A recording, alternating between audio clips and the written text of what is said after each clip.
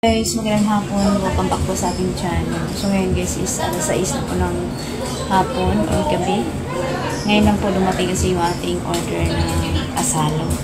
Ngayon dahil naubos po yung ating asalo na bote, 2 bote na lang. Nag-deposit po tayo ng isang case para maging 3.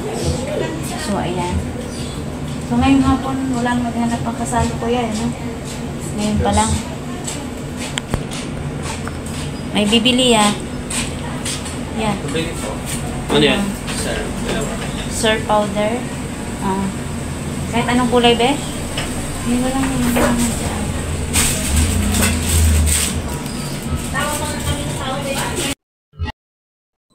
So, yun nga guys, dumating na.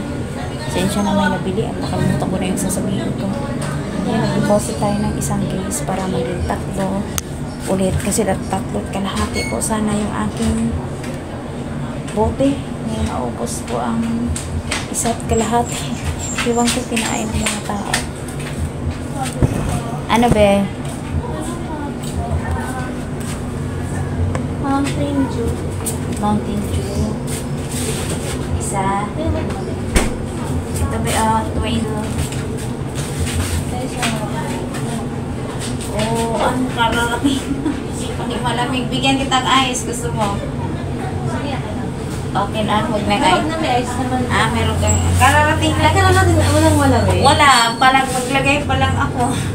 Ngayon pa lang. Baka sa kabila. At iba lasa kapag may... Iba ba? Oo. Sige po.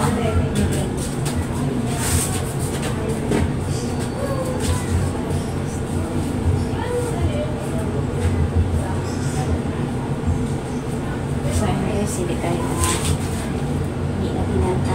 Yung dumating sa hotel tayo, gawa ng naubusan tayo ng memory.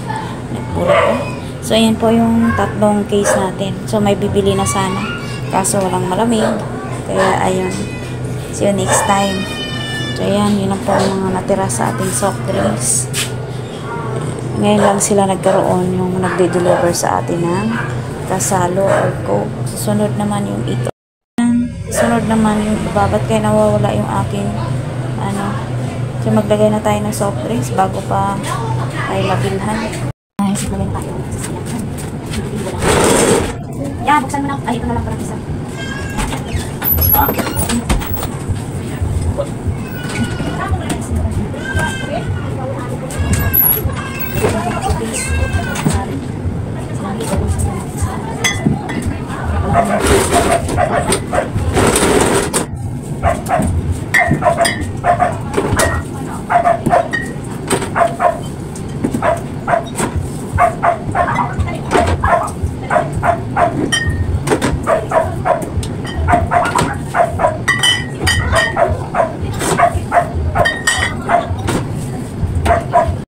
Maglagay na tayo ng mga soft drinks dyan. Wala lang yung royal. Ayan. Ano po?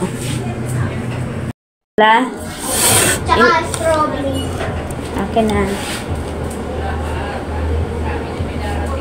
Cola at saka strawberry. Malapit ang maubos sa thank you. Wala na. Malapit ang maubos yan sa 4 na box yan. So, ayan. So, bali 3 bote. Kasi may deposit na naman tayo. Sayang yung deposit. Pang tubo na natin. Ngayon, mahigpit na tayo nang dala ng bote. Pag walang bote, walang benta. So, ayan. Yan lang guys ang ating ganap for today's video. At tayo magluto naman ng hapunan. Ang kasari. Basta po kayo. So, hiningal ako sa paglagay ng so, salamat guys. Yung YouTube channel natin. Maraming salamat talaga kay Ate Shawi na nagbigay po sa akin ng chili. Ito, sobrang thankful po talaga. Ang nagbigay sa akin ng mga blessing na ito. Kaya minsan pag naalala ko po na lilipat na naman kami. Nakalipat po kami sa ibang lugar. Tapos manupahan kami. Alam mo yun, yung mga na-invest natin na nasimulan. Parang mawawalaan ba, no? Ako'y nalulungkot.